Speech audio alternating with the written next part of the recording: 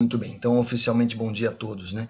Eu tô aqui já com um monte de coisa na cabeça para compartilhar e uma inquietação inicial que eu coloco para vocês é: será que essa pandemia, de fato, é, entre aspas, assim, democrática? Algumas pessoas colocaram no começo do ano passado, pesquisadores, né? Gente de diferentes lugares, tá? Colocaram assim: a pandemia agora tá dando esse recado para a humanidade de que tá todo mundo junto e as coisas, isso vai pegar todo mundo de um jeito ou de outro, então todo mundo tem que estar unido, enfim. Um discurso até, vamos dizer, humanista, bem intencionado, eu tenho certeza disso, né? Agora passou um ano e meio, nós estamos aqui num momento um pouco melhor, né? As coisas estão começando a acalmar, mas tem que tomar todo cuidado. E agora a gente tem muito mais dados e informações, né? O processo de vacinação avançando muito em alguns lugares, menos em outros. Em outros aqui está um pouco tropeçando, mas está andando. A pergunta: será que essa pandemia realmente iguala todo mundo? É democrática, assim, nesse sentido? Estão todos iguais no mesmo barco? Ou vocês percebem ou sentem que pode ter diferenças significativas? Estou com Tem essa muita inquietação. diferença, tem muita diferença, principalmente nesse negócio de gente de baixa renda e de gente de alta renda, porque se você tem uma casa maior, se você tem um lugar melhor assim que você consegue ficar, a pandemia não te atingiu de um jeito tão forte quanto pessoas que vivem em situações insalubres, pessoas que têm uma casa muito menor para viver, pessoas que vivem de forma muito menos confortável, ou até que cabe menos gente na própria casa. Então, é diferente o jeito que atinge. Não só dessa forma, mas tem mais formas, mas essa é uma das que me lembrei. Sim, sim. Eu tendo a concordar com a Bruna. Eu acho que é meio por aí, sim. E que mais? Mais pessoas. Posicionem-se, fiquem à vontade para conversar.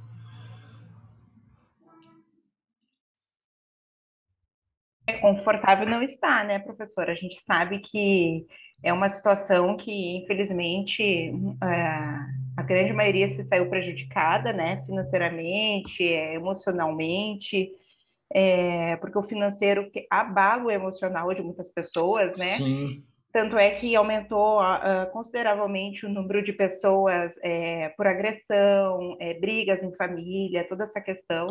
violência doméstica, né? Muito, muito. E o financeiro nem se fala, porque é um efeito cascata, né? Uhum. Pois é. Gente, então é assim, nós estamos com dois trabalhos com alunos, né, que estão sendo encaminhados para o INIC. Um deles fala disso, que a Dayana colocou muito bem, a questão da violência doméstica, que assim, além da gente ter todos os indícios de que isso aumentou, ainda tem vamos dizer, um temor, quase diria uma certeza, de que isso está subnotificado, porque a gente só fica sabendo de uma parte Exato, dos casos, né? exatamente. Então a coisa pode ser bem maior, até a gente não, é difícil a gente avaliar, mas que aumentou é certo, né? E Número eu, de relacionamentos também que terminaram, muitos casamentos também se desfizeram ao longo dessa pandemia. muita É, tensão, né? porque você coloca muitas situações na prova de fogo, né? Sim, Então é nesse momento que muitas coisas ficaram em jogo e se deram sequência ou se desfizeram, né? eu acho que tem uma coisa assim que eu já ouvi e que eu já senti também, em momentos de grande tensão, né, por coisas variadas, por situações variadas, as pessoas muitas vezes nos surpreendem e isso nem sempre é positivo, né? Às vezes a gente entende melhor com quem está lidando, assim, numa situação de grande tensão. Às vezes é um pouco frustrante, pode ser, né? Isso de fato é uma coisa, né? Então falei para vocês da Diana foi precisa, apontou a questão da violência doméstica e o outro ponto seguindo um pouco o que a Bruna falou, eu acho que existe sim a diferença. Eu acho que essa pandemia não é democrática. Eu acho que, sabe, esse papo é um pouco ingênuo. Na real, tem muitas diferenças, né? Agora, é um pouco difícil em termos de pesquisa, né? Para a gente estudar, não é tão simples a gente estudar essa comparação muito no microscópio, né? Vamos dizer, pessoa por pessoa, rua por rua, família e tal, é difícil. Mas eu pensei no seguinte, vou falar para vocês uma coisa que tá assim, eu vou começar agora. Eu pensei no seguinte, se a gente comparar os países, a taxa de letalidade, o PIB per capita, ou seja, a riqueza do país, né? E a taxa de vacinação. Acho que essas três coisas caminham juntas, né? E a letalidade, eu comecei a olhar esses números, e a letalidade, ou seja, a pandemia mais mortal em lugares mais pobres. Pensando em, olhando assim do alto, né? País por país e tal. A gente percebe isso. Eu vou confirmar, quero estudar, quero colocar números nisso, né? Eu acho que o nosso papel na academia, né, na universidade, enfim, é estudar essas coisas, tentar entender um pouco melhor, né? É porque com isso a gente pode tentar sensibilizar. Bom, temos que ser otimistas, enfim, temos que acreditar. A gente pode tentar sensibilizar as autoridades para a importância dessa questão, né, desse apoio social, porque com certeza tem gente que acaba sendo mais impactada. A tristeza pode atingir todos nós, né? Todos tivemos perdas de um jeito ou de outro, mas na questão vida ou morte mesmo, que é um pouco isso que a gente está vivendo, tem diferença, né? Eu tenho essa percepção, né? Mas é uma coisa que a gente tem que estudar, tem que, né, saber falar melhor sobre isso. Estou levantando a bola aqui, né? Ontem eu até estava vendo que o Brasil passou em números percentuais dos Estados Unidos na primeira dose, né? Nós estamos com 62%, 63% de pessoas vacinadas e os Estados Unidos com 61%. E os Estados Unidos é um país de primeiro mundo, né? Em termos de o país mais rico, vamos dizer assim, né? Sim, Então, assim, isso que você está falando tem um certo comparativo, mas a gente embate naquela questão das pessoas que não querem fazer a vacina, né? Por conta isso. também.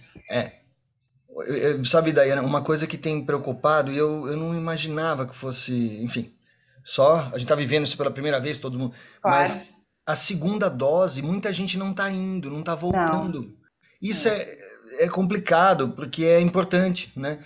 é. E então, e isso, veja, a gente, vamos dizer, na primeira dose, a gente está chegando ali, tá, né? Estamos no patamar americano, porém na segunda dose a gente está muito atrasado. Muito atrasado, exatamente. E isso tá. Agora que a gente tem variante, né? O meu medo é que isso faça diferença contra a gente. Quer dizer, é preciso estimular as pessoas a fazer entender que precisa da segunda dose, que precisa seguir vamos dizer, das datas, né? E eu vou dar uma dica para vocês, até que porque eu descobri ontem isso, que é o seguinte: tem um aplicativo do celular que é o Poupa Tempo Digital. Não sei se vocês conhecem, eu instalei ontem, né? O Poupa Tempo Digital é um sistema integrado de informações, né, estadual e tal, que, entre outras coisas, dá para ver um monte de coisa, inclusive pontos na carteira de habilitação, né?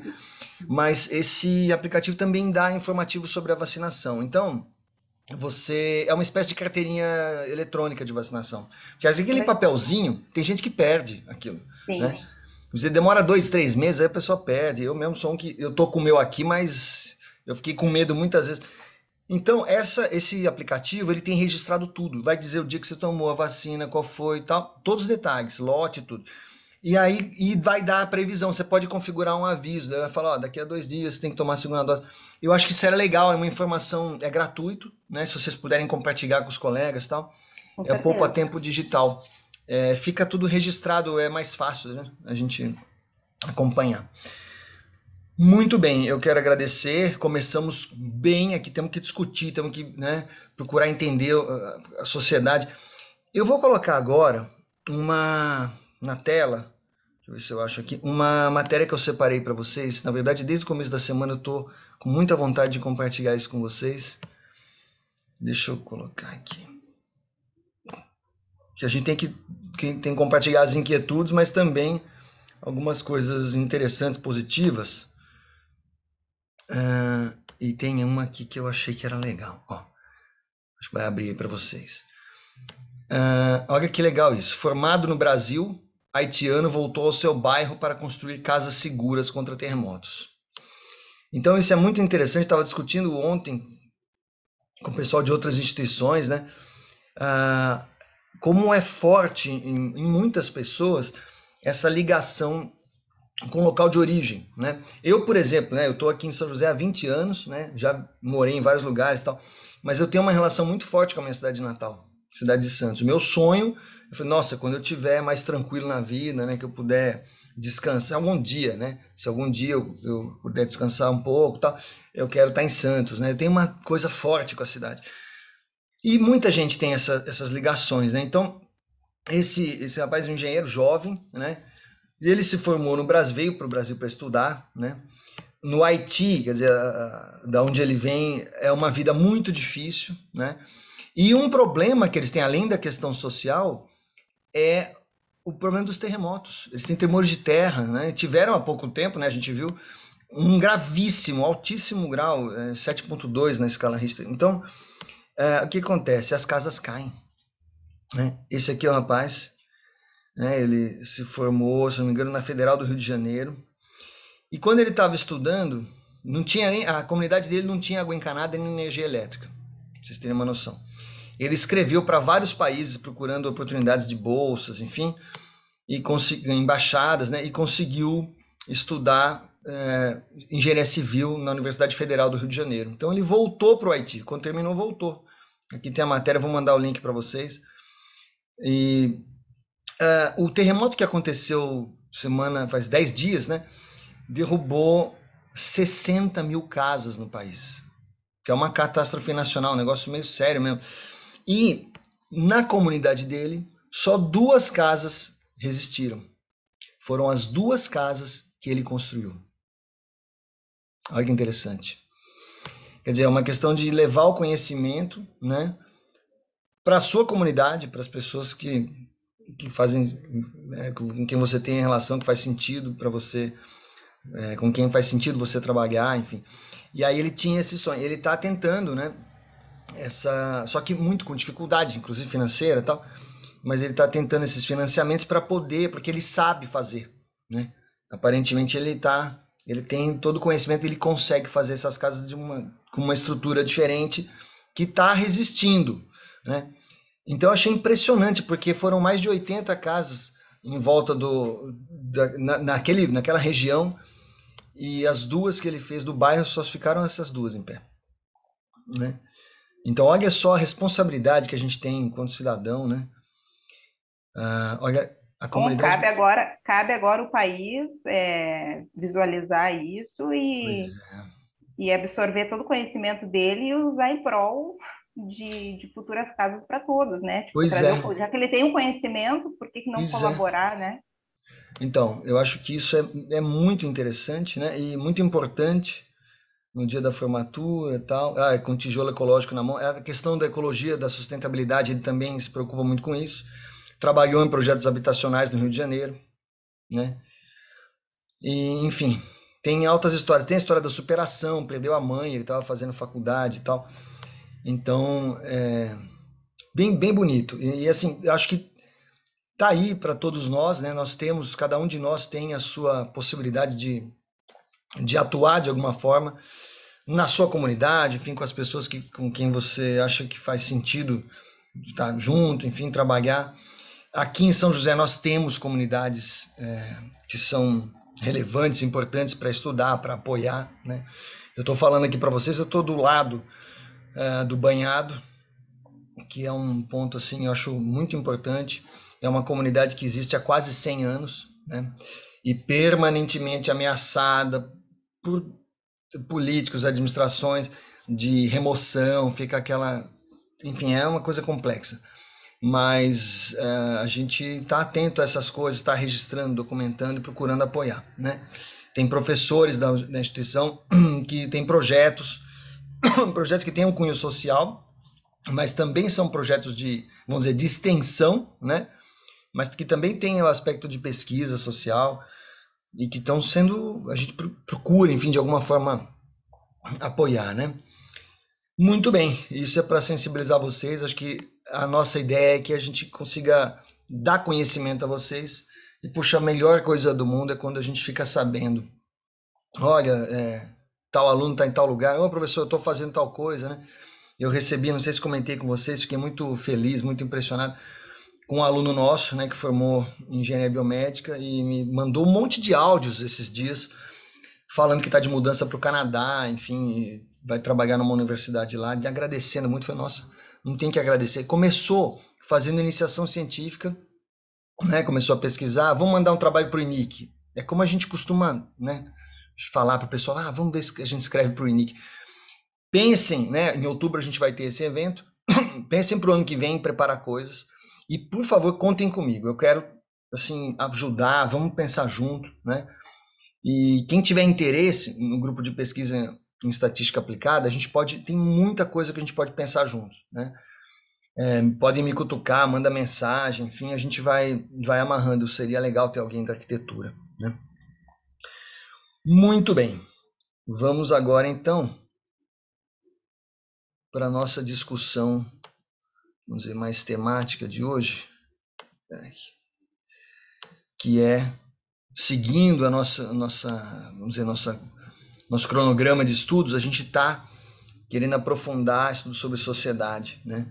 Então, estou trazendo para vocês aqui algumas reflexões baseadas numa obra importante em textos, né, de Adorno e Horkheimer, que é uma dupla infalível da teoria crítica, né?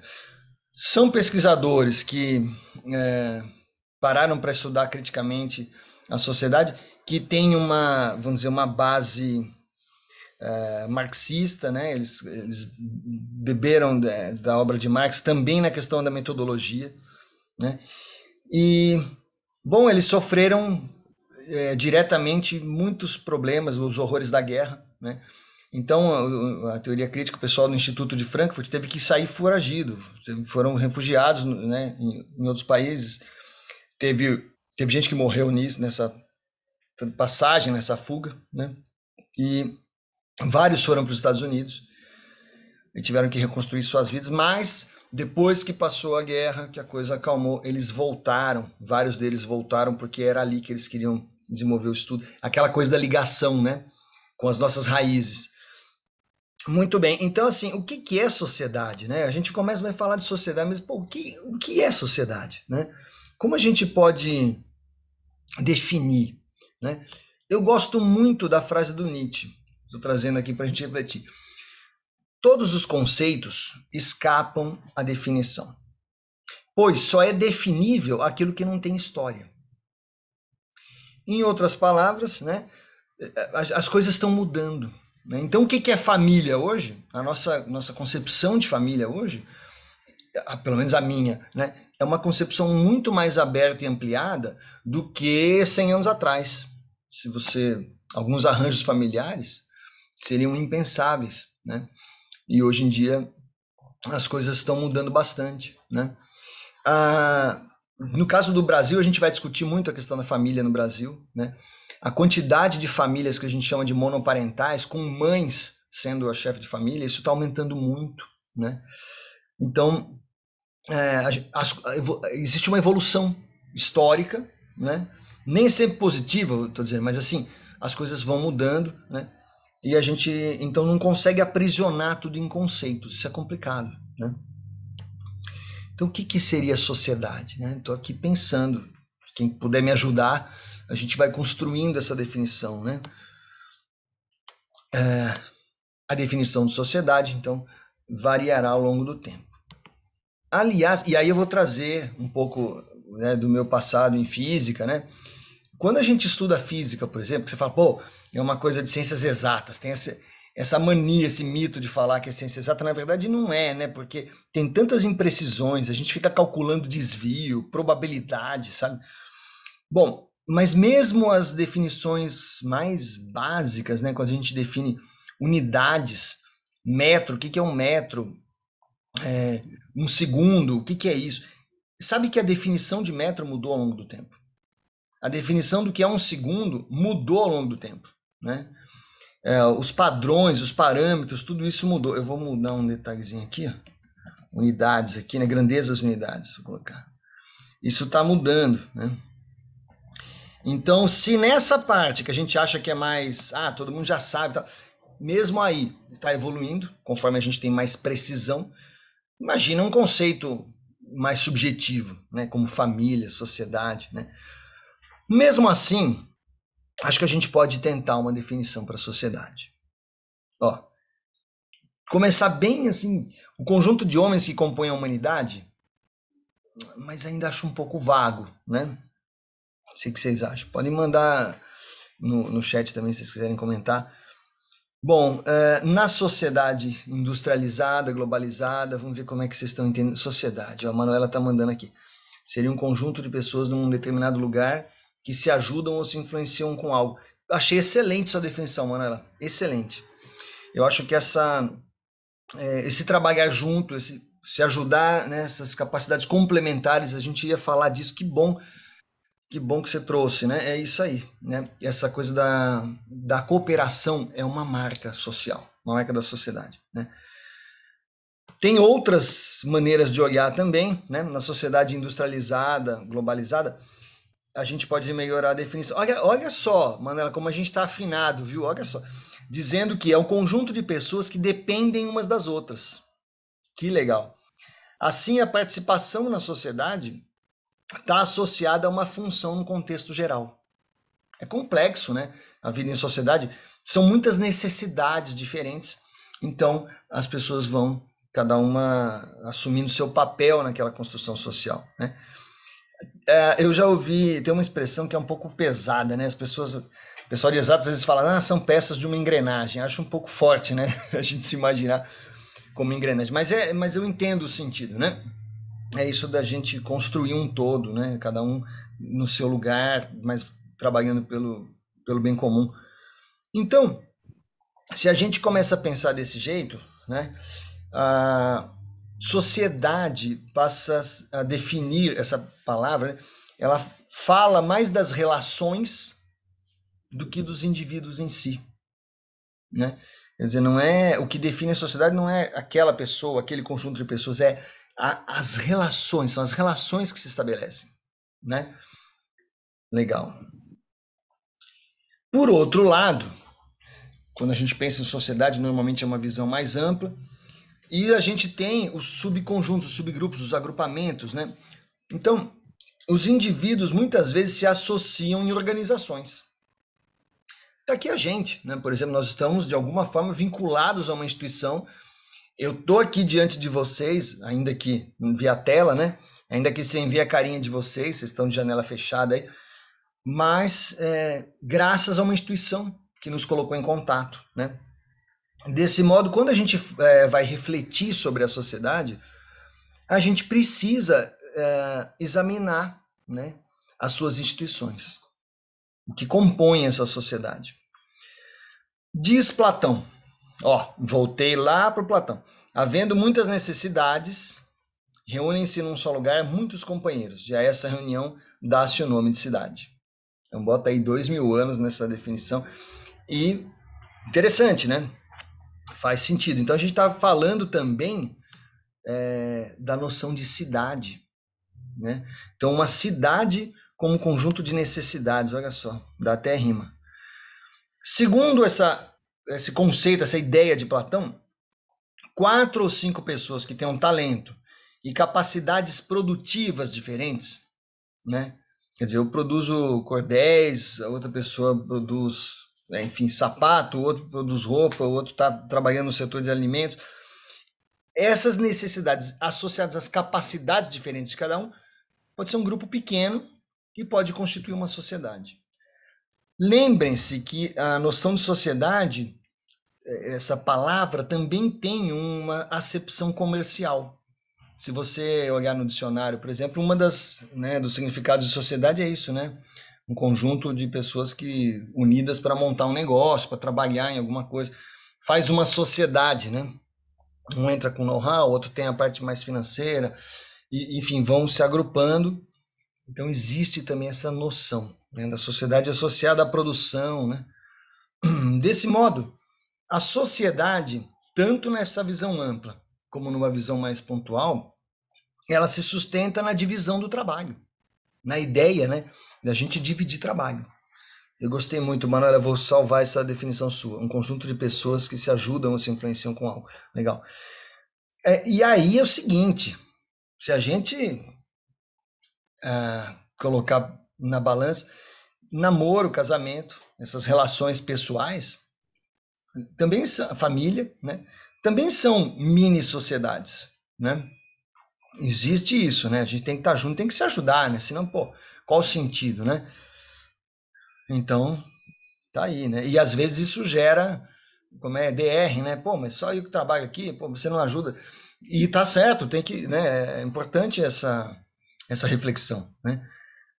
Bom, a complexidade das relações vai aumentando conforme a sociedade aumenta. Estou pensando em escala mesmo, numérica, né? E aí começam a surgir outras questões, né? Ou então a necessidade da gente formalizar algumas questões.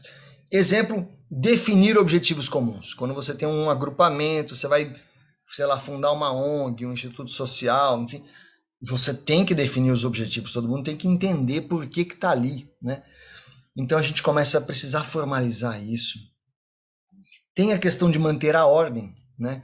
Que é um pouco, enfim, eu fico um pouco com alergia de, tem gente que fala muito de manter a ordem de uma maneira muito autoritária. Não é nesse sentido que eu estou pensando, embora tenha essa visão, mas acho assim, a necessidade de organizar, né, uma relação, um conjunto de relações, enfim.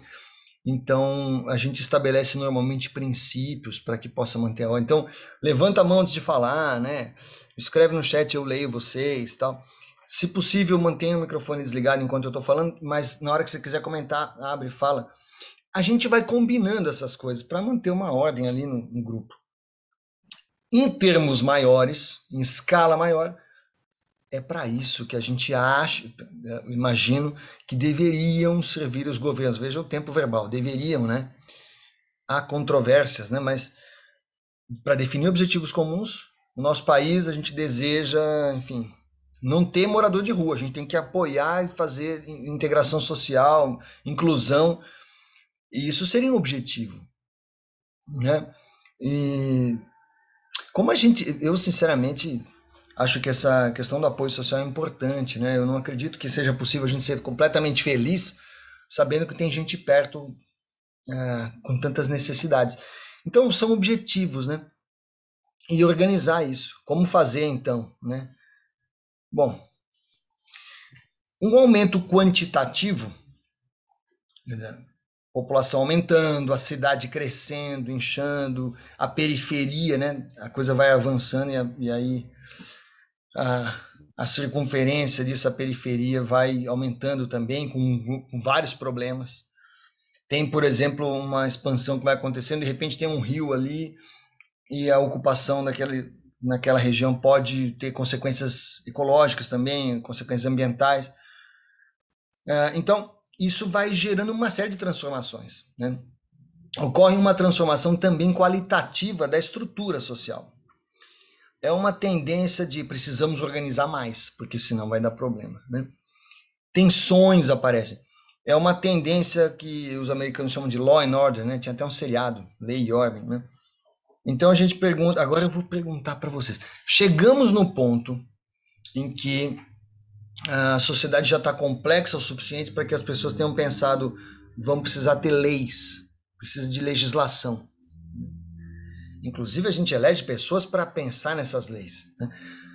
Aí eu pergunto para vocês uma coisa, primeira grande questão de hoje, é o homem que deve servir à lei ou é a lei que deve servir ao homem? O que vocês acham?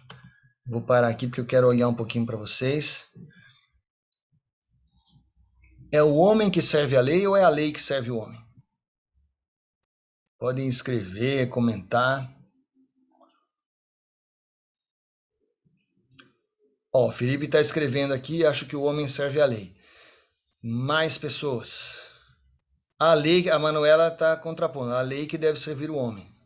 Eu acho muito complicado isso, porque você tem muito aquele ponto de se é a lei que serve ao homem, então, entre aspas, abriria brechas para o homem agir de forma errada. Mas também a lei não pode simplesmente existir e ponto, acabou. Ela tem um porquê de estar ali. Então, a lei também serve ao homem. Então, lembra, gente, que nós estávamos falando agora há pouco da ideia de definições de conceitos e que a gente não consegue aprisionar perpetuamente uma sociedade, por exemplo, família, essas palavras, a gente não consegue definir para sempre isso. Isso pode mudar. De fato, tem mudado, né? E isso é uma batalha, inclusive, judicial, muitas vezes, né? Tem questões que vão para a justiça decidir e tal. Então, vamos lá. Se a nossa vida muda, se a sociedade muda, as famílias mudam, os governos mudam, por que que a lei não teria também essa necessidade de mudar? E aí eu coloco, aí eu tô vendo a maneira, o homem que faz a lei para nos servir em prol da sociedade, sim. Mas eu tô com a Manuela, eu acho que é a lei que deve servir o homem. A gente faz a lei para que a lei nos ajude, né? Mas não é, nós não podemos pensar, eu acho que é errado a gente pensar assim, sou escravo da lei, só posso fazer isso porque está na legislação. Às vezes a lei está errada. Não é que está errada propriamente, mas às vezes a lei é aprovada, é compreendido naquele momento que é importante. Passados 20 anos, não serve mais aquilo. O mundo mudou. Então precisa alterar, precisa modernizar isso, né? Uma série de coisas, né? Então, sei lá, tem tantos exemplos. Estou pensando aqui, a primeira coisa que me vem na cabeça, a legislação sobre o ruído hospitalar. Vocês estão na parte de arquitetura, vocês vão construir, pensar, projetar estruturas que tenham um conforto acústico, né? Isso é importante. Bom, a legislação disso data dos anos 80, para algumas questões aí acústicas, data dos anos 80. Tudo mudou de lá para cá. Cerca de 40 anos, em termos de materiais, em termos de estrutura, é muita alteração. E isso gera alterações também, principalmente no hospital. Tecnologia de ponta, equipamentos. E isso precisa ser considerado. De repente, aquela lei agora não precisa ser acertada. Outras coisas também, né? Começa a surgir vamos lá pensar em feminicídio. Há 50 anos atrás não existia essa palavra. Existia o problema. Só que as pessoas, vamos dizer, não falavam muito disso, ficava escondido. Sabe, tinha aquela coisa de briga de marido e mulher, ninguém mete a colher. Sabe, com essas tradições assim. E isso emperrando a gente em muitas questões. Bom, chegou num certo ponto, hoje nós somos uma sociedade consciente, né? Pensando em modos gerais, de que isso é sério, isso existe, é uma questão que tem que ser colocada e tem que haver uma perspectiva de punição para determinadas coisas, né? Então, é isso aí, né? A sociedade vai mudando, a Manuela escreveu aqui. Às vezes uma lei feita anos atrás, hoje já não faz sentido, é isso, né? E nesse sentido, eu acho que é a lei que serve o homem. A gente não pode ficar acorrentado na lei.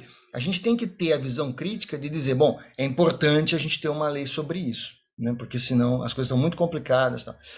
Ou então, olha, essa lei agora é inócua, não há mais necessidade e tal. E a gente perceber isso, de modo que a gente não fique, que a lei nos ajude, mas a gente não fique perpetuamente amarrado a alguma questão lá, né? Tá? Então, e a gente está vivendo tempos difíceis, viu? Tempos em que, enfim, é complicado a gente começar a falar dessas coisas, mas às vezes você vê em entrevista, a pessoa fala, não, a universidade não é para todo mundo mesmo, pouca gente mesmo, tem que ser... Coisas assim que assustam um pouco, porque, poxa, a gente está tentando dar formação para o povo, enfim, para as pessoas. E aí, então, a necessidade de a gente estar atento, da gente ter análise crítica. Mas o cara foi eleito, enfim, deputado, a lei que ele fizer é boa. Será que é garantido isso, gente? Sinceramente, né?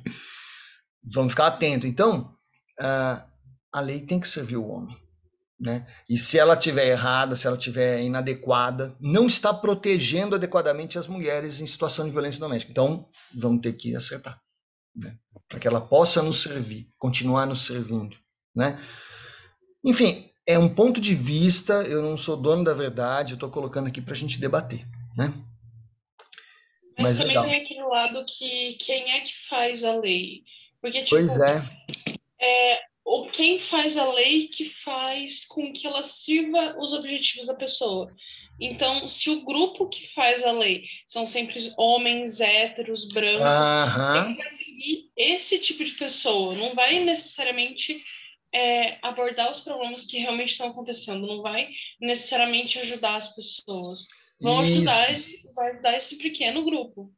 isso. Então você está dando um excelente exemplo, e por conta disso, né, inclusive pelo custo de uma campanha, né, para deputado, você vê que esses caras têm muito dinheiro envolvido, né? Então, por isso a gente tem direito de ficar desconfiado, de refletir criticamente sobre será que essa lei está servindo ao homem, né?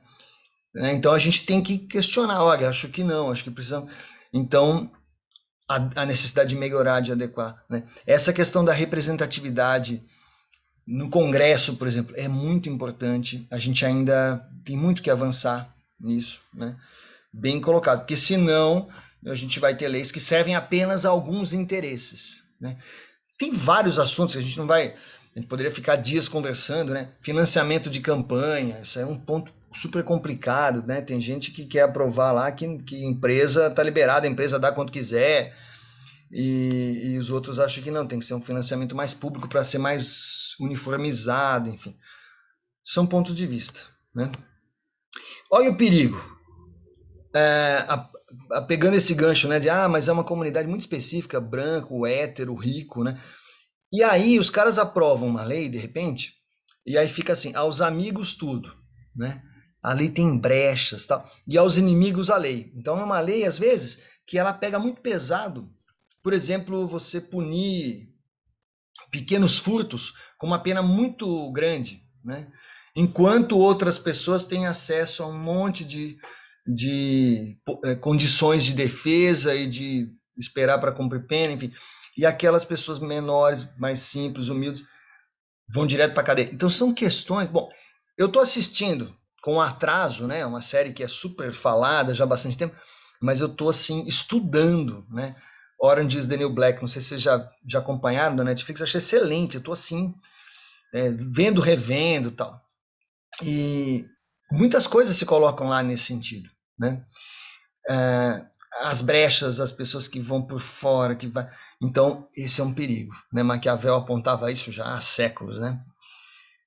E agora eu vou colocar um segundo ponto para a gente refletir, que é o seguinte: vida natural, ou seja, a gente seguir, respeitar, vamos dizer, leis da natureza, ou vida contratual, leis do homem, né? Não necessariamente uma coisa é contra a outra, né? Mas, assim, até que ponto esses contratos são sustentáveis, vou colocar, pensar em termos ambientais mesmo, né? Vamos lá, uma cidade aprovou a construção de prédios na orla da praia de até 30 andares. Foi feita a votação, os caras tinham uma grana boa de construtora que estava rolando ali e tal, mas deixa quieto. Bom, aprovou, né? Está aprovado a construção de prédio. Aí começa aquela febre, né? Vão construindo, vão ocupando tudo. Aí passou 10 anos, aquela paisagem foi toda transformada, começa a acontecer problema. Aterros, enchentes, trincas, estruturas caindo, enfim, tem um acidente, morre muita gente. E aí? Tava tudo dentro da lei, né? Gente, se a gente fizer uma pesquisa, tem várias situações que mostram essa tensão existente entre a vida natural e a vida contratual. Vou dar outro exemplo. Mariana e Brumadinho. Mas a gente construiu dentro da lei, tá? Sim, mas a lei previa que você podia acumular tanto detrito, tanto dejeto ali, metais pesados. Só que estava na lei, mas não estava na lei da natureza. Quer dizer, aquilo uma hora vai vai arrebentar, enfim, e a gente viu isso. E, e aí? Será que a gente tem direito de fazer isso, né? De matar um rio, né? Então, é para a gente ficar com o pé atrás mesmo, né, em relação a esse. Tá no contrato. A gente precisa, talvez, é uma angústia minha, estou compartilhando aqui. Talvez a gente precise começar a pensar além dos contratos, entende? Não ficar contente, mas está na lei, né? Porque às vezes acontecem coisas, né? Pera, deixa eu voltar aqui. Então, essa dúvida, né? A vida natural e a vida contratual, deixa eu voltar aqui, elas nem sempre estão caminhando juntas, né? Bom, a noção platônica de cidadão do mundo. Se a gente pensar, né, o cidadão do mundo, livre, igualitário, fraterno, esse cara que tem essa, vamos dizer, consciência global, né? Liberdade, igualdade, fraternidade, tal. Liberté, égalité, fraternité, Revolução Francesa. Aí a gente já está no século XVIII, final do século XVIII. Detalhe, é uma revolução que tem palavras de ordem tão bonitas e que teve tanto sangue, né? Então os paradoxos aparecem em cada época da humanidade, né? Mas é uma noção platônica que demorou 2000 anos para se começar a aplicar mesmo aquela visão mais harmônica falada por Platão. Platão falou aquilo num tempo em que tinha as pessoas que participavam da cidade e tinha os outros que não eram muito considerados, tinha escravos e tal, né? Bom, com o passar do tempo, tem uma reviravolta que vai acontecendo, isso vai aos poucos, e a gente quando vai ver, o que é que aconteceu? As instituições, lembra que eu falei, a sociedade vai aumentando, as cidades vão aumentando, surgem instituições, escolas, enfim, universidades, hospitais, agrupamentos mesmo, tal. De repente, essas instituições que seriam, vamos dizer, mediadoras da relação do indivíduo com a sociedade como um todo, né, passam para o primeiro plano. Isso passa a ser a coisa mais importante, né? E tem consequências isso, né? Aquela história do mal-estar da civilização, né? As pessoas, pô, tem a carteirinha de sócio, sou disso, daquilo, sou filiado a tal coisa, frequento a universidade tal, né?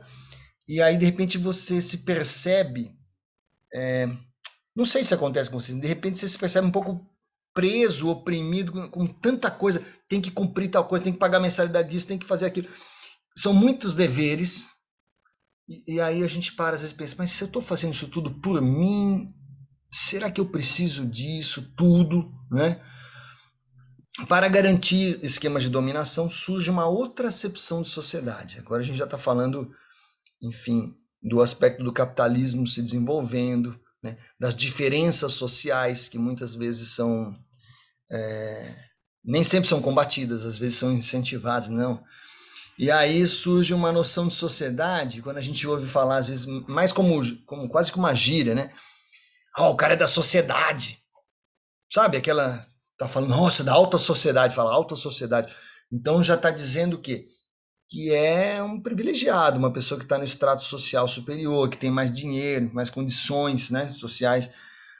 E surge isso, começa a ser... Hoje em dia se fala muito disso, né? Quando se fala sociedade, high society, né? Sociedade de gente de bem, vocês já devem ter escutado isso. Aqueles que são aceitos na turma dos poderosos. Não, eu fiz uma festinha, mas é só pra gente da sociedade e tal. Aí já começa, né? E aliás, vou dizer para vocês, vou lembrar, começamos hoje a conversa falando da pandemia, né? Não sei se vocês se lembram, na virada do ano agora, quando começou a coisa da vacinação, que ia começar no Brasil, ainda não tinha começado, várias pessoas viajaram para os Estados Unidos para tomar vacina antes. Turismo de vacina.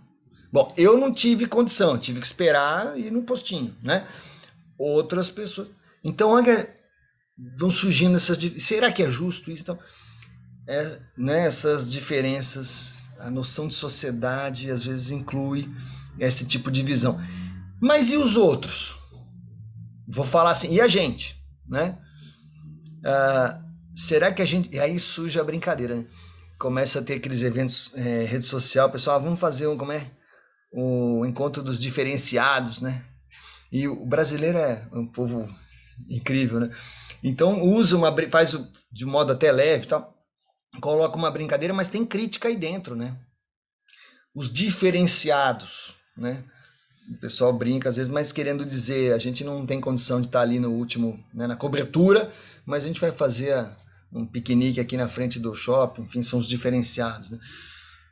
Vejam as tensões, tudo isso em volta de uma definição de sociedade que é controversa, né?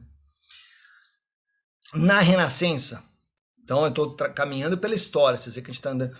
A ascensão do indivíduo, a gente tem o surgimento da burguesia, a sociedade burguesa, faz com que se valorize, começa a se buscar a valorização dos papéis individuais.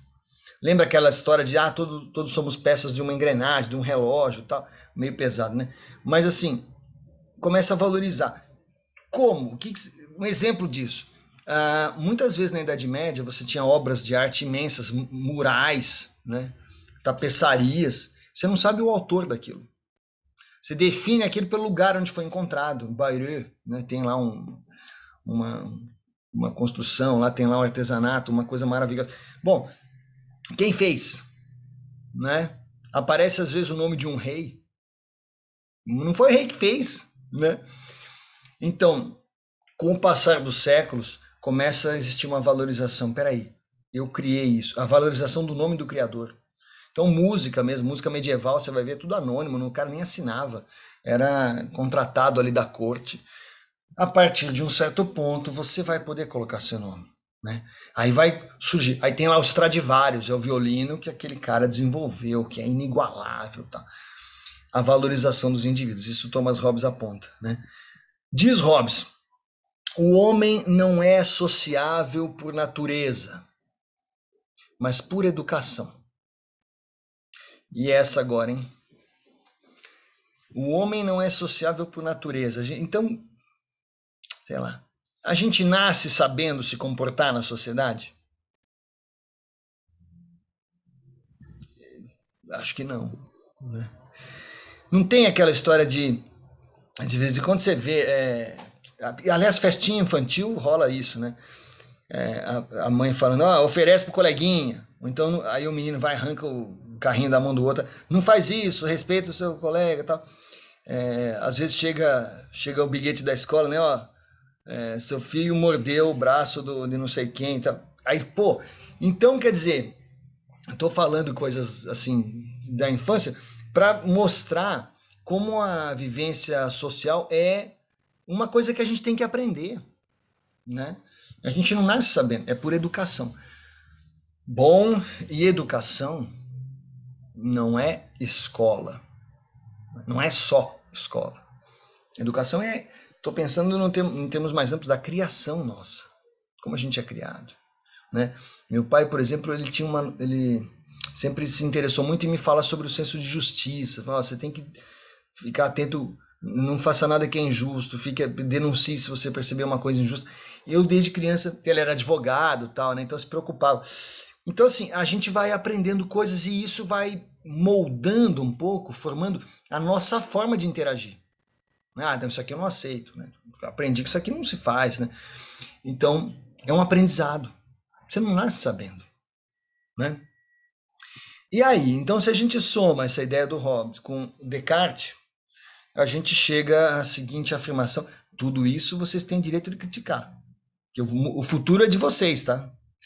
Então, vamos lá. Mas a ideia que está aparecendo, que vai se montando a razão é que sustenta a sociedade. Não dá para a gente viver na sociedade somente por emoção. Emoção pode gerar coisas tipo, Caim e Abel. Estou fazendo uma citação bíblica aqui porque eu estou muito impactado por um filme que eu vi esses dias. Mãe. Não sei se vocês viram, gente. É um soco no estômago, assim, mas é pesadaço, mas é muito interessante. A razão é que sustenta a sociedade. Se você deixar só a emoção, e aí? Né? Bom, quando a gente fala de razão, então a gente fala de leis, aquilo que eu estava comentando, contratos, propriedade. Então, capitalismo, propriedade de bens. Né? E aí, qual é a função do Estado nesse sentido? Passa a ser garantir os direitos do cidadão. Né? Por exemplo, garantir o direito à propriedade privada. Então, se alguém entrou na sua casa, se você foi assaltado na rua, você vai lá na delegacia, enfim, aconteceu um problema, você vai fazer um BO, enfim, você pede o auxílio do Estado para te proteger, né? Invadiram aqui e tal, cortaram a cerca em tal lugar e tal. Então, isso é atribuído ao Estado, vai dando poderes ao Estado, vamos falar bem na lata, poderes de polícia, né? E com isso, sabe o que acontece? O Estado vai ganhando muita importância e vai exercendo esse poder, inclusive, de punir, muitas vezes, né? De certo modo, isso é uma atualização da lei do mais forte, né? O Estado vai ficando forte, né? E aí ele vai definindo o que é seguro, o que você pode, o que você não pode, né? É, é complicadinho mesmo. A sociedade surge como necessidade quando a gente pensa no aumento da capacidade produtiva. Então, capitalismo, indústrias, né? A gente tem que começa a ter uma visão muito de vamos produzir mais, vamos gerar mais, reduzir o custo, conseguir maior produtividade em muitas áreas. Isso vai gerando novas necessidades sociais na sociedade. Aqui é uma brincadeira, né? Que eu andei pensando, cheguei nisso. Vê o que vocês acham. O indivíduo está mais ligado ao verbo ser. Eu sou, né? Eu quero ser. A sociedade está mais ligada ao verbo fazer. Então, eu vou dar um exemplo até buscando essa coisa da infância. Ou da adolescência. Pensa assim, o cara tá com 15 anos, é muito comum. E é chato pra caramba, né? Tava com 15 anos e as pessoas aí, o tio chega, o tio, a avó e tal. Ah, o que você vai ser quando crescer? O que você vai fazer? Não é que você quer ser? Você quer estudar? Ah, eu quero ser músico, eu quero ser astronauta, quero ser não sei o que. Então, a criança, desde pequena, pergunta: o que você vai ser quando crescer? É uma frase super comum, né? Eu não sei se é uma coisa brasileira, acho que no mundo inteiro tem isso, né? Aí, quando você já está na sociedade, você já é um jovem adulto, né? As pessoas perguntam aqui: você trabalha com o quê? O que você faz da vida? O que você faz para sobreviver? Né? Então, percebe a mudança? O cara pequeno, a criança, tal, o que você vai ser? Você tem o direito de ser. Chega num certo ponto, já vira uma cobrança. Você está contribuindo como para a sociedade? Né? O que você está fazendo de útil? Né? Aliás, essa frase é bem pesada e às vezes eu já presenciei discussões, inclusive de gente acadêmica, tal, e aí às vezes surge isso, meio constrangedor, né? Mas o que você está fazendo, afinal de útil, tal? Pesado, né? Então as coisas vão mudando. Com o estabelecimento da sociedade industrial, né, surge outra dicotomia, que é trabalho e propriedade. São coisas diferentes e nem sempre caminham juntas e às vezes tem uma tensão bastante grande aí, né? Tem a pessoa que trabalha muito e o cara que é o grande proprietário, né? Então vamos lá. Quando a gente diz que a pessoa é um grande proprietário, em geral, tá subentendido nessa frase que esse cara não precisa trabalhar, ele é um grande proprietário. Vive de rendas, também tem isso, a sociedade financista, né? Esse cara, que é o grande proprietário, que não precisa trabalhar, ele faz outra coisa, ele contrata a força de trabalho. Ele chama o jardineiro, chama a faxineira, enfim, ele contrata. Esse é um caminho interpretativo adotado por Marx. Então, quando ele começa a dizer o seguinte, olha, tem as pessoas que trabalham, chamam Uber, né? Enfim, você está contratando o trabalho, né? E quanto mais predominante você é na sociedade, quanto mais propriedades você tem, mais você tem condição de contratar trabalho. Você não precisa, não vou fazer isso aqui, vou chamar alguém para lavar louça, para passar as roupas e tal. Né? Você contrata. Então, as coisas vão, às vezes, em sentidos bem diferentes. Né? Marx fala assim, mesmo... Aqui, algumas pessoas acham isso radical, né? Mesmo o trabalho livre assalariado, você escolheu entrar, pintou uma oportunidade de emprego, você foi lá, está num escritório. Mesmo esse trabalho livre assalariado representa escravidão. Em última análise, é um tipo diferente, né? Tá, você não vai tomar chibatada, mas tem uma série de coisas. Ao salário, uma escravidão ao salário, e, portanto, entre aspas, eu estou colocando aqui, uma escravidão ao empregador, ao proprietário. Né? Rola tensões, né? E muitas vezes você pode se ver diante de uma situação onde você fica... Eu tenho vontade de falar um negócio para esse cara, mas eu não vou falar que não vai dar certo, sabe? Então você está preso. A liberdade, cadê a liberdade? Né? Ela não é tanta quanto a gente acha que é. Bom, Hegel tem uma visão, vamos dizer assim, até mais positiva. Ele fala do trabalho como necessário, aí concordo, como necessário para a formação do indivíduo. Faz sentido, né? Então a gente aprende trabalhando. Nesse sentido, o trabalho é uma necessidade, é importantíssimo, porque senão você vai aprender, né? O trabalho é vamos dizer, traz desafios para o seu crescimento. Mas quando se trata de realização humana, olha que frase. Hegel fala assim: a satisfação da totalidade das necessidades do indivíduo. Lembra, o indivíduo tem muitas necessidades, e aí junta a sociedade, junta a cidade. A satisfação dessas necessidades é um trabalho de toda a sociedade. Ou seja, vamos pensar cada um de nós, né? Eu preciso do quê? Eu preciso de comida, eu preciso de roupas, eu preciso de condição de transporte, eu preciso de condição de trabalho, eu preciso de um clima razoável, senão vou ter que ter equipamentos aqui para me proteger, enfim. Eu preciso de uma série de coisas, né? Direitos também, enfim, algumas garantias. Precisa de muita gente, né? Então, é uma teia, uma rede mesmo, e a gente está ali no meio. E, por outro lado, outros precisam de nós, né? Tem um gatinho doente aqui que eu vou ter que cuidar dele daqui a pouco. Enfim, isso vale para tudo que a gente pensa, né? Então, é uma teia, né? E isso está muito, para mim, combina muito com um provérbio africano que diz assim: para educar uma criança é necessária toda uma aldeia, não é? Tem muitas necessidades daquela criança. Tem um cara que vai ensinar o respeito, tem a questão familiar, tem a outra de você respeitar a natureza, você poder produzir, mas sem destruir. Então são muitos aprendizados, e aí a aldeia inteira está comprometida, né? De modo que é uma responsabilidade coletiva a formação daquela pessoa. Estou falando bobagem ou vocês entendem isso? É um provérbio africano, né? Mas eu trouxe aqui, eu achei que fazia sentido, né? Bom, Comte identifica 2 princípios que ele considera essenciais para a sociedade. E eu vou dizer aqui para vocês que são 3, mas ele falava de 2, né? Ordem e progresso. Já ouviram isso, né? Então é o positivismo, né? Precisa de ordem para você poder progredir, e aí o progresso, né? O avanço, né?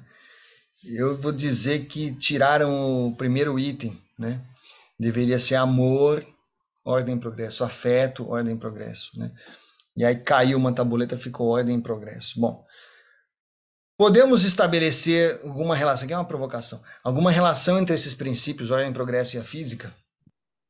Bom, gente, me perdoem, mas a minha formação básica é física. Vou trazer aqui. Olha só, o que é ordem? Ordem está relacionada com definições, conceitos, com leis, não é isso? Então a ordem é estática, você fixa, coloca no contrato, estabelece, né?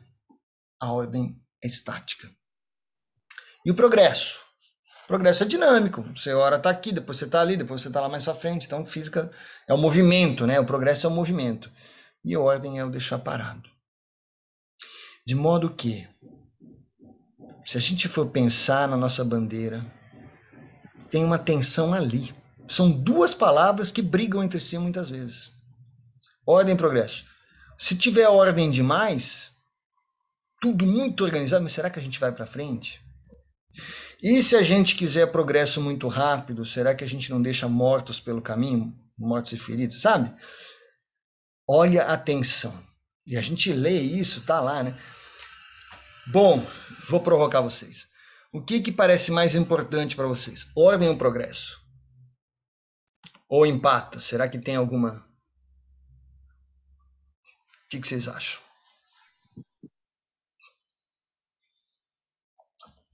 Ordem ou progresso?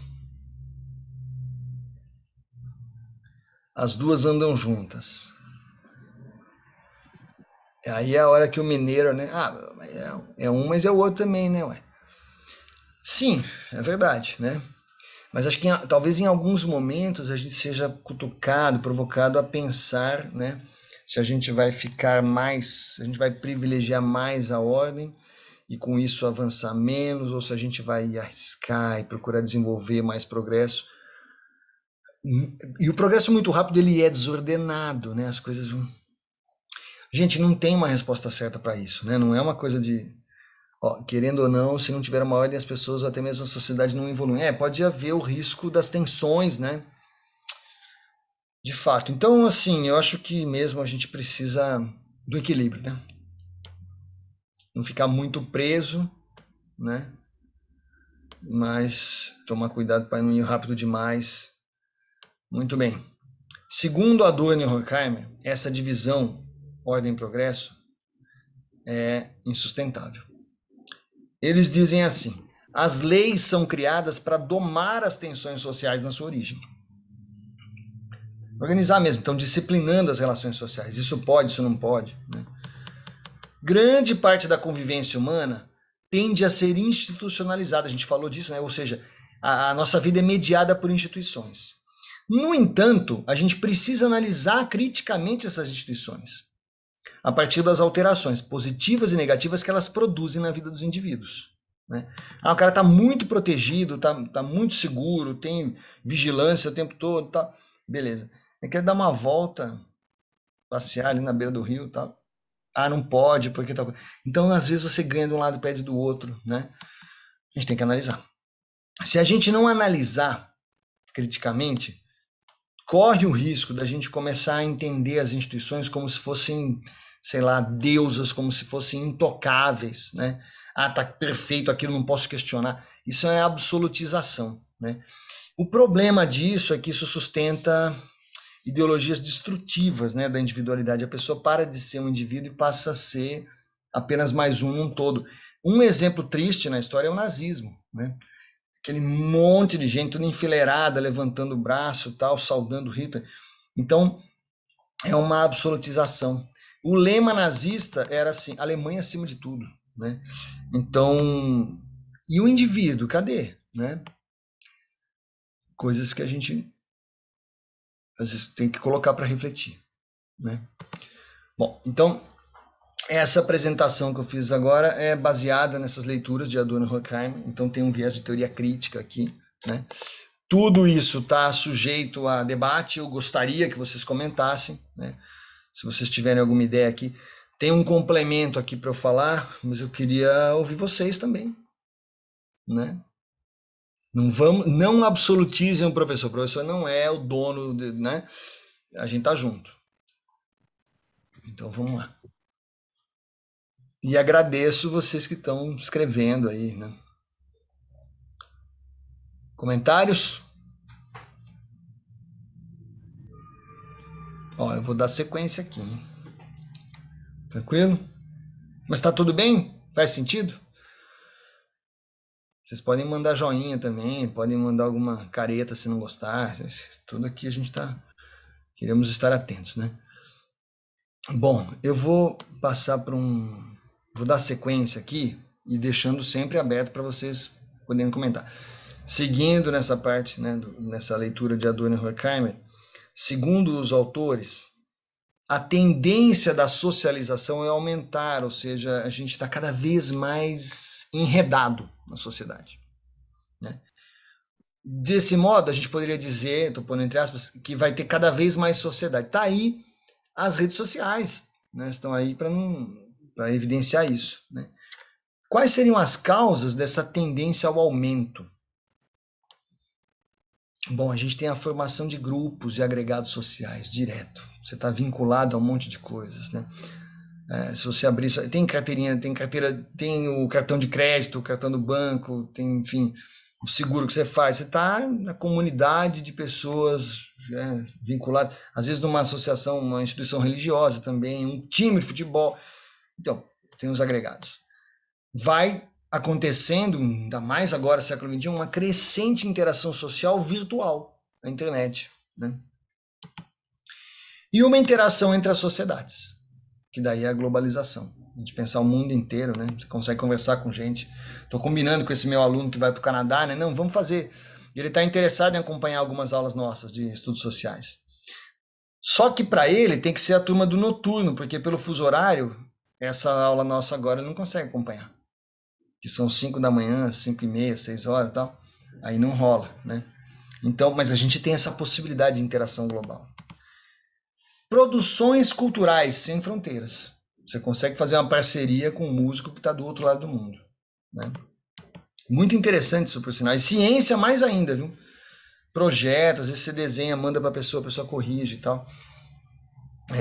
Ciência e arte tem essa possibilidade da criação à distância também, da interação à distância. Que mais? Só ciência e arte? Não sei. Pensem aí. Atenção. Olha aqui. O isolamento social por conta da pandemia, a gente está falando muito disso, né? Por razões óbvias, pode ser uma necessidade circunstancial. O momento pede isso. É um momento que está longo, né, gente? Pô, mas é um momento. Se a gente pensar na história da humanidade, isso é um momento, né? Aconteceu de ser na nossa época, enfim, né? Mas é uma questão. Por outro lado, se a gente mantém de modo forçado um isolacionismo sociocultural, percebe que eu estou falando são coisas diferentes. Isolamento social é você evitar saindo, abraçando todo mundo, né? Usar máscara, manter uma certa distância, evitar aglomeração. Mas o isolacionismo sociocultural é aquela história de não quero nem saber, esse cara de outra cultura, não quero nem saber. Essa religião aí quero que se dane, esse cara tem mais... Então, quando a gente começa a ficar muito fechado para as ideias, né? Para a interação, isso tende a reforçar preconceito, intolerância. Infelizmente, gente, preconceito e intolerância também são coisas que se aprende. Infelizmente, tem crianças que... outro dia eu estava pensando numa menina falando umas coisas, eu pensava, puxa, provavelmente ela escutou isso do pai e da mãe, né? Porque a criança não fala daquele jeito, né? Sabe? Então, preconceito e intolerância. Então, a gente tem que estar atento, né? E porque essas coisas são incompatíveis com o desenvolvimento conjunto. Se a gente pensa em sociedade, né? A gente precisa ter. E outra, intolerância já é uma palavra complicada, né? Porque assim, a tolerância é um limite, né? Você fala de tolerância. Tolerância, assim, o cara tá aguentando aquilo, mas não tá gostando muito. Então não é muito harmônico isso, né? Temos que ir além. Por isso que eu acho, afeto, ordem e progresso. Faltou essa dimensão afetiva. A gente tem que gostar uns dos outros. Eu tenho que gostar de estar aqui para minha aula ser boa, né? Se eu estiver aqui só por obrigação, gente, pô, é melhor fazer alguma outra coisa que não envolva a gente, que não envolva... Eu quero aqui tocar o coração de vocês, eu quero sensibilizar. Então, pô, eu tenho que ter um envolvimento afetivo. Eu não concebo ficar simplesmente tecnicamente... Isso vale para cálculo também, tá? Eu tenho que querer aquilo, né? Ó, exemplos. Vacina. Quebra mundial de patentes, a Organização Mundial de Saúde, né? Defendendo isso, que se dê acesso à vacinação para todo mundo, né? E pelo menos enquanto durar a pandemia, que essas coisas, que a gente deixe esse negócio de ganhar dinheiro com isso, sabe? Deixa em segundo plano, porque a gente está falando da vida humana, né? Vocês vão dizer, você é um sonhador, né? O John Lennon, né? You may say I'm a dreamer, but I'm not the only one. Pelo menos não sou o único, né? Os dois lados da moeda na socialização. Então seriam os seguintes: integração, a gente quer unir, quer fazer inclusão social, e diferenciação. Eu não quero perder a minha identidade enquanto pessoa, né? Eu não quero ser somente um cidadão do mundo. Eu quero ser o Paulo, né, que tem as suas especificidades. Não é isso? Vale para todo mundo, né? Qual desses... E agora outra pergunta, gente. O que está mais forte hoje em dia? A integração e a diferenciação. O que disso está correndo risco, né? O que vocês acham? Então a gente tem uma tensão aí entre querer integrar muito e querer manter a sua individualidade. O que vocês acham que está mais forte hoje, assim? Será que a pandemia mexe nessa equação aí, muda essas relações? Como é que está isso para vocês? Eu quero saber.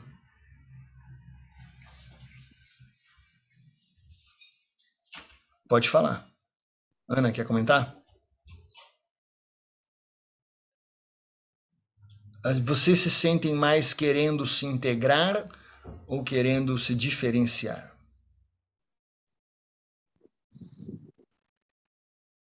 O que vocês acham?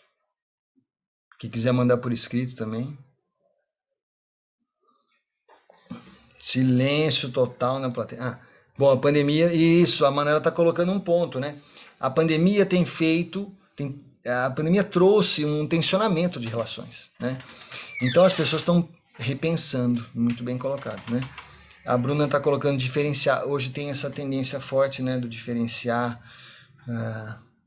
enfim, você personalizar tudo, né? O cara comprou a bicicleta, vai colocar os adesivos para ficar com a cara dele, enfim, na casa, quando você compra uma casa, você quer que ela tenha a sua cara, o seu jeitão, né? Você muda, nem que seja começar mudando os móveis de lugar, enfim. Aliás, uma pessoa que eu amo, assim, que a coisa que ela mais faz é mudar os móveis de lugar. Não, quero que fique diferente e tal. Então a gente tem um pouco essa necessidade, né? Mas será? O meu medo, sabe qual é? Sincero, eu fico com medo da gente esquecer um pouco do lado social, sabe? Ainda mais agora que a gente está vivendo essa vida mediada por tela, né? Tanto tempo. Ontem eu contei, eu fiquei acho que 11 horas na frente do computador. Fiquei com o olho todo irritado, vermelho. Então eu falei, caramba, a gente está errado isso, né? Então, o perigo da gente conseguir de alguma forma diferenciar, mas ao mesmo tempo te perder um pouco a noção social, né? Só coloco aqui, não tem certo e errado, eu coloco para a gente pensar juntos, tá? Muito bem. Vou seguindo. Então, quase fechando aqui as coisas que eu queria comentar. Então, a multiplicidade, aí a gente se envolve com um monte de tarefa, né? E desde criança, né? A pessoa estuda de manhã, faz inglês de tarde, tem outra atividade à noite e tal.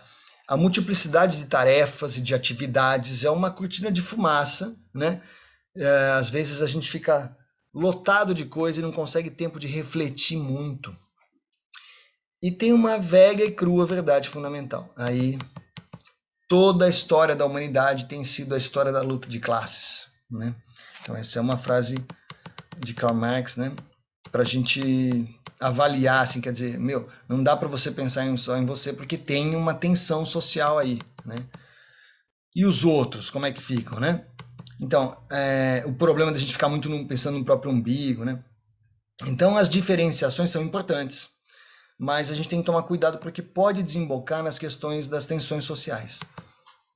Isso significa aquela história, vou amarrar nossa conversa, que a gente tem que estar atento para não interpretar as circunstâncias históricas como leis absolutas. O que a gente está vivendo hoje, durante a pandemia, é uma coisa, mas o mundo não precisa ficar sempre assim, né? Tem certas circunstâncias que isso vai mudar. Então, vou fazer uma outra provocação aqui, é uma aula um pouco densa hoje, a conversa. Vamos lá, qual tem sido a norma no Brasil? Democracia ou governos autoritários, governos antidemocráticos? Pensa aí. Brasil, vamos entender Brasil como algo que, vamos pensar no Brasil como tendo surgido, é mentira, né? Mas vamos definir Brasil como, vamos colocar um marco do ano de 1500. Os índios estão nesse momento protestando contra isso. Porque inventou-se uma questão de marco cronológico, marco temporal, que diz assim, o índio só tem direito à terra do jeito que estava demarcado no ano de 1988, quando saiu a Constituição. Peraí, mas a gente chegou, os índios já estavam aqui, eles tinham as terras dele todas, enfim. Então, bem questionável essa história do marco temporal, né? Bom, vamos lá. E democracia ou governos antidemocráticos? Pensa ali, Brasil 1500. Como é que era? Não tinha eleição, né? Mas até hoje é bastante antidemocrático, porque se você pensar que tudo é por imposição e não tem realmente representatividade e tal, então tudo é uma imposição. Então não tem a democracia como ela deveria ser pela ideia. A gente está ainda vivendo situações de ter que investigar disparo pago de mensagens, né, gente? Isso é o tipo da coisa que não é democrático, né? Então, porque aí quem tem mais dinheiro consegue mais para frente, então é complicado mesmo. Bom, se a gente pensar historicamente, é uma questão que fica até fácil da gente, mas eu agradeço muito, a Bruna foi precisa. 1500, 1600, 1700, 1800, independência do Brasil, independência mesmo. Aí vem república. Como é que eram as eleições? Como é que eram, né? E a gente vai caminhando. Aí a gente no Brasil tem um histórico de golpes, né? A gente tem golpe militar, nos anos 60, golpe civil militar, as pessoas falam hoje, né? Porque teve um apoio de algumas grandes empresas também estavam por trás disso, tal. Mas é um histórico que a gente tem de séculos, não é de agora, de, vamos dizer assim, dificuldades para implantar democracia aqui, né? É complicado. Perigo. Crises econômicas. O que acontece? E a gente está vivendo uma, né? Uma crise de saúde e também uma crise econômica. Perda da diferenciação. Quando bate a crise feroz mesmo, um monte de gente cai junto, né? Então, sei lá, uma decisão política equivocada pode, ou às vezes mal intencionada, pode levar milhões de pessoas a sair de uma categoria e perder direitos, às vezes numa assinatura ali, e aí vai perdendo a diferenciação. As pessoas vão tendo mais dificuldade para sobreviver. Você às vezes reduz o apoio social, e isso gera um risco de retorno à barbárie, né? A gente, se não tomar cuidado, daqui a pouco tá cada um por si, não dá, né? E aí a sociedade, o que acontece? Vai, é a contramão da sociedade, você vai esfarelando isso, né? Aí eu vou trazer para vocês a frase, eu vou até compartilhar esse vídeo, acho que já coloquei no ambiente virtual, da música dos Titãs, né? Miséria é miséria em qualquer canto. Riquezas são diferentes, né? Você vai num lugar na high society, você vai conhecer um lugar chique e tal, e as pessoas querem mostrar olha, isso aqui é uma coisa do meu avô, isso aqui é do império, não sei das coisas, e vai mostrando as riquezas específicas, né? Esse brasão, não sei o que. Miséria é miséria. E miséria, eu tenho visto, assim, houve um tempo em que eu viajava bastante, agora não, né? Tô preso aqui e tal. Mas eu já vi misérias muito parecidas em lugares muito diferentes, teoricamente. Vou dar o exemplo da população de rua. No Brasil, aumentando muito. Estados Unidos tem milhões de pessoas na rua. No Egito, conheci o Egito, milhões de pessoas na rua. Só tem 2 países que eu visitei que eu não vi essa questão de população de rua. Em Cuba e na Bélgica. A Bélgica é um lugar bonito, enfim. Então são lugares onde eu falei, caramba, parece que as coisas estão caminhando, estão fluindo de alguma forma, né? Mas a miséria, quando você vê miséria, ela é muito parecida. Você identifica, na Índia, imagina quantas pessoas, né? Em situação de miséria mesmo, né? Bom, entre os integrados, e aí a gente pensa nas nossas missões, na nossa missão na vida, o que eu quero fazer, né? Eu quero fazer uma arquitetura, mas eu quero fazer uma arquitetura inclusiva, eu quero pensar no espaço, quero pensar no meio ambiente, né? Uma arquitetura que se preocupe com daqui a 100 anos, 200, estar de pé, né? Entre os integrados e os diferenciados, né? Estou usando essa provocação, né? Ao andar por quase qualquer cidade, a gente reconhece aqueles que estão, entre aspas, do lado de fora, né? Você anda pela rua, você percebe, né? O cara que é integrado na sociedade e aquele que está marginalizado. Marginalizado, colocado à margem, né? Então você conseguiria dizer, esse aqui está integrado, esse aqui é diferenciado, né? Marginalizado. Não temos, e a opinião minha, vocês podem questionar, eu não tenho percebido uma integração autêntica. No nosso país, nos últimos anos, o que a gente vê é uma certa tolerância, mas não uma inclusão efetiva. A gente já teve momentos melhores, né? O problema é que a intolerância é vizinha da tolerância, aquilo que eu comentei, né? É uma tolerância com enxaqueca. Você é tolerante, você respeita, você não gosta muito daquele cara, ele é chato, você respeita, você tolera, né? Um belo dia você está irritado, o cara fala uma coisa que você não gosta, e você explode, reage de um modo desproporcional, daí o errado fica sendo você, né? Então tem que tomar cuidado, essa coisa da tolerância. Se a gente ficar somente aguentando, chega uma hora que não vai dar certo. O progresso acelerado, eu devia colocar uma interrogação nessa afirmação. Progresso acelerado não tem sido fonte de pacificação universal. Vocês concordam com isso? Ou então, o progresso está fazendo bem para todo mundo? Os avanços tecnológicos estão chegando para todo mundo?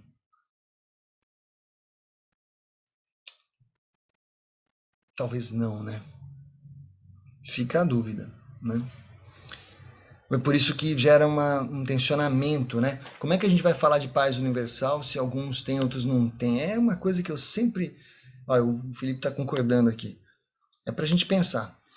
Bom, uma contradição, né? Ao longo do século XX, o desenvolvimento da sociedade veio acompanhado do risco, olha que loucura, do risco de aniquilação da humanidade. Então o desenvolvimento tecnológico chegou num ponto que era assim, já temos a bomba atômica. Meu, e aí?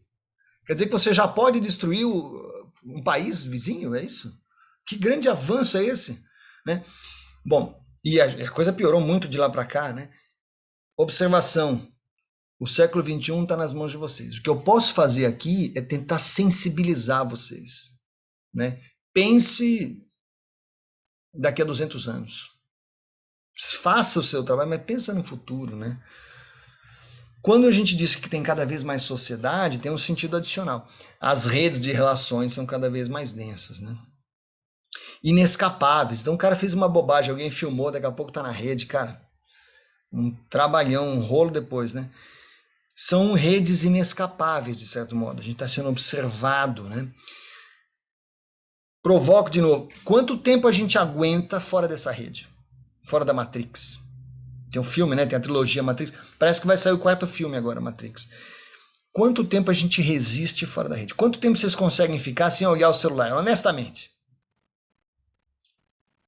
Eu vou dizer que eu fico pouco tempo. Eu já fico, caramba, cadê meu celular e tal? Fico preocupado. Será que alguém mandou mensagem?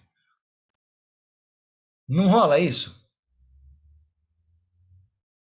E aí fica aquela assim, ah não, nesse fim de semana eu vou ficar com a minha namorada, não, a gente vai ficar, vamos tentar desligar um pouco do mundo. A gente tenta às vezes desligar, não é isso? Mas o mundo fica cutucando, tem sempre alguém, né? Se considerar o tempo da... Ó, o Felipe escrevendo, se considerar o tempo da escola, eu ficava umas 4 horas sem. Você vê como tá mudando isso, né? As coisas, o tempo da gente tá mudando, né? Quanto tempo a gente... tem um outro estudo que foi feito já, mas isso tem umas décadas, assim, acompanhando ao longo de décadas, o tempo de programa na TV aberta antes do intervalo comercial. E aí a gente pode mostrar matematicamente que cada vez mais os programas estão picados, né? Tem um monte de propaganda, até dentro do programa, às vezes. Você está vendo um noticiário, eu vejo jornal de esportes, eu gosto de futebol e tal, e aí o cara começa a fazer propaganda, merchandising no meio, né? Então, olha como a gente está preso, você não consegue fugir, né? Tem pedágio toda hora, né? Você vai sair daqui, você vai de São José para Campinas, você não tem noção de quantos pedágios você paga. De São José para São Paulo, então, né? É muito, cara, é demais, tá muito, né? Então a gente não consegue escapar, essas redes tão densas. E às vezes, e o pior, às vezes você vê várias vezes a mesma propaganda. É o tempo sei lá, de uma série que você está assistindo na TV aberta e passa 3, 4 vezes a mesma propaganda. A gente está preso. E aí, o que você faz? Você desliga o som e fica olhando no celular. Pronto, você continua preso, né? É para a gente pensar. Eu estou dentro dessa Matrix, né? Então, o Felipe está colocando essa coisa da propaganda. Pois é. Será que a gente ainda tem momentos autônomos? Será que ainda teremos momentos autônomos? Então, esse aqui é um momento, né, de nosso encontro para debate, para conversa. Eu quero que seja livre de interesses comerciais e a gente está aqui para pensar a nossa vida, né? Será que a socialização total é uma forma de opressão? Será que se você ficar, entre aspas, um escravo da rede, tudo que você faz... Não, você entra na rede e está escrito assim, o que você está pensando agora? Né? Meu, que coisa louca. Então, a gente não deveria... Quando isso começar a tensionar você, quando isso começar, você começa a sentir que está pesado isso, né? Então não dá tempo, você fica preocupado de não conseguir colocar uma atualização no status. Cara, aí não está sendo bom, né? Está virando opressão. Então tenta um pouco mais de leveza, né? Sendo um sonhador aqui. Psicanaliticamente falando, a gente tem até crises de socialização, crise interna. Você volta a sofrer do mal-estar da civilização. Você, às vezes, tem a sensação de ter que lixar a sua alma para ela caber no formato que espera, no que a sociedade espera, né? E quando você tem instintos muito reprimidos, sabe o que acontece? num certo momento, existe a rebelião. Não tem outro caminho senão da rebelião. Começa a acontecer coisas. Adorno e Horkheimer estudaram Freud, leram, né? E comentam isso. Né? Socialmente, a gente tem rebeliões por excesso de repressão, cara. Não dá. E eu tô colocando, enquanto eu tô falando isso, eu tô pensando no Talibã. Né? 10 dias lá em Cabul, no Afeganistão, e ontem um atentado, morrendo gente de vários países.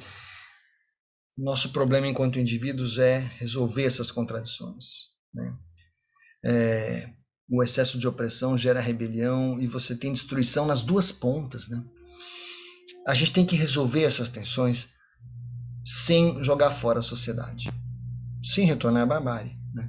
Então aquela velha história de ditado, né? Você não pode jogar o bebê fora junto com a água do banho. Né? É nosso desafio. Né? Pós-escrito, né? Aqui terminando nosso encontro, a gente viu o indivíduo, sociedade, cultura, mas o meio acadêmico, nossa, ainda tem coisa aqui que a gente pode conversar outro dia, só assim, cenas dos próximos capítulos, né? Cultura popular e cultura erudita. Você vai discutir, às vezes, um projeto. Ah, mas isso é cultura popular. Não, isso é cultura erudita. Como se uma valesse mais que a outra. É um negócio bem complicado, né? Erudito.